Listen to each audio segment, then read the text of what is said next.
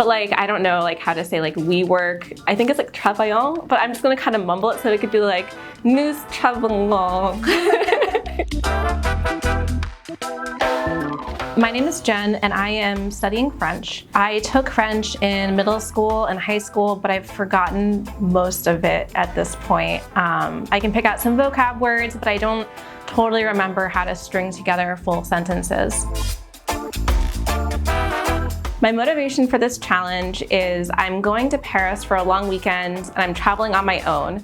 So I would like to be able to navigate the city and have a successful interaction with a French person where they don't roll their eyes because I'm just an American who only speaks English. So my strategy for learning is I'm using Babbel's app for 15 minutes a day, every day for 3 weeks. And I'm gonna break up my learning this way and hopefully using the review manager a lot to refresh my knowledge, not just of vocab, but also for grammar and how those words fit together. I'm really excited about this challenge.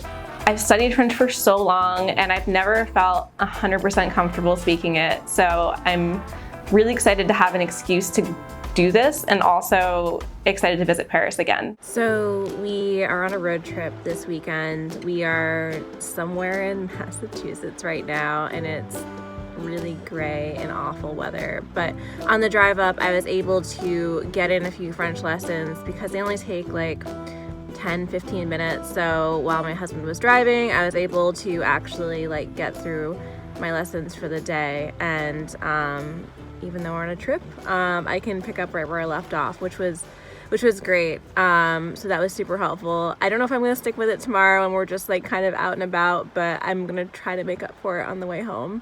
So things have been going pretty well so far. It's really early in the challenge, but I'm feeling pretty hopeful. Because I'm refreshing my French knowledge from years and years ago, there are some things that are really, really easy and some things that I feel like I hit a wall right away and I have to like totally go back and refresh. I actually feel like really happy when I study lessons because I feel like I'm accomplishing something. And even if it's frustrating, like I feel like I'm giving myself sort of like a mental workout, which sounds really nerdy, but it feels like really good to feel like I've done something and it only takes 15 minutes every single day. I can feel like myself getting a little bit better. Not great, but like a little bit better.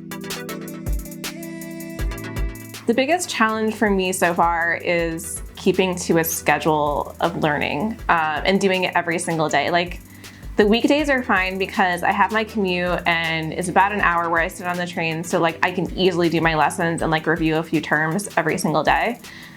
Weekends are a little bit tougher. It's harder to like discipline myself to do things like at a certain time on the weekends.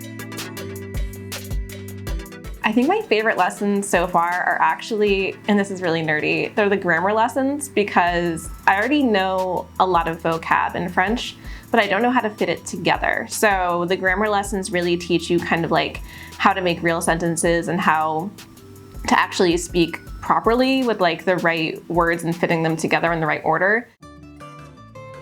So I went to Paris. Initially, my goal, as I said at the beginning, was sort of like just have an interaction, but I actually felt really good studying. So I really wanted to not use any English my entire weekend there. I'm actually like thrilled with how well I did.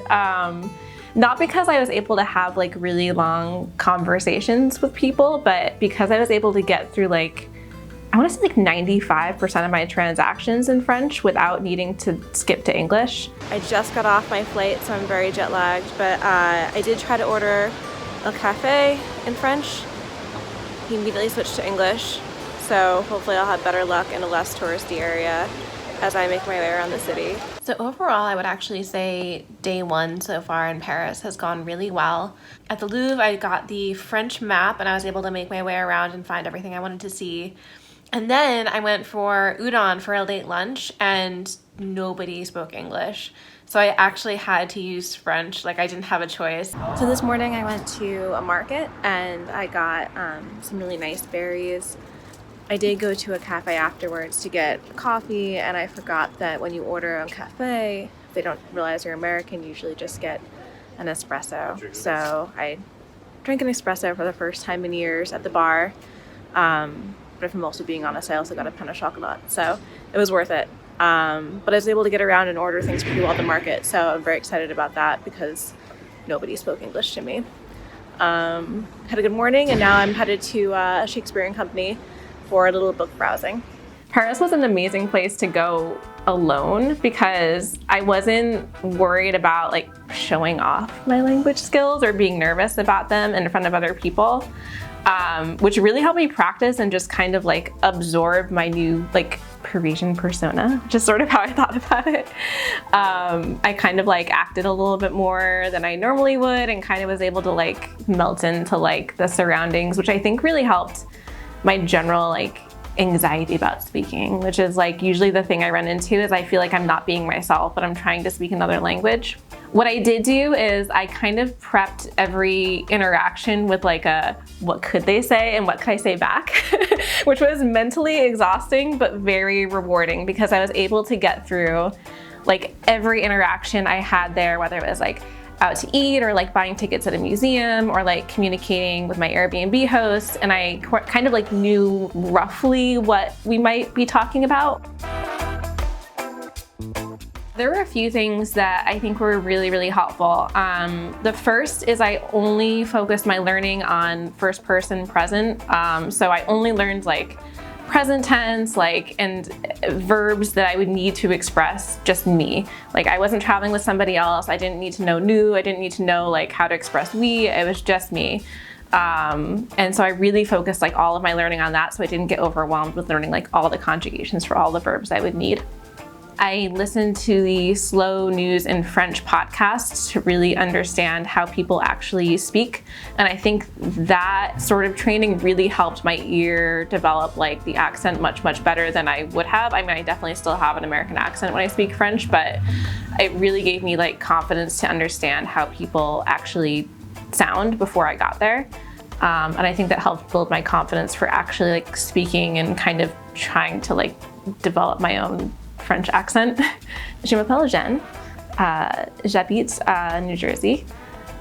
Je prends un café crème, un croissant, 3 macarons, un éclair, for being totally honest about how I use my French.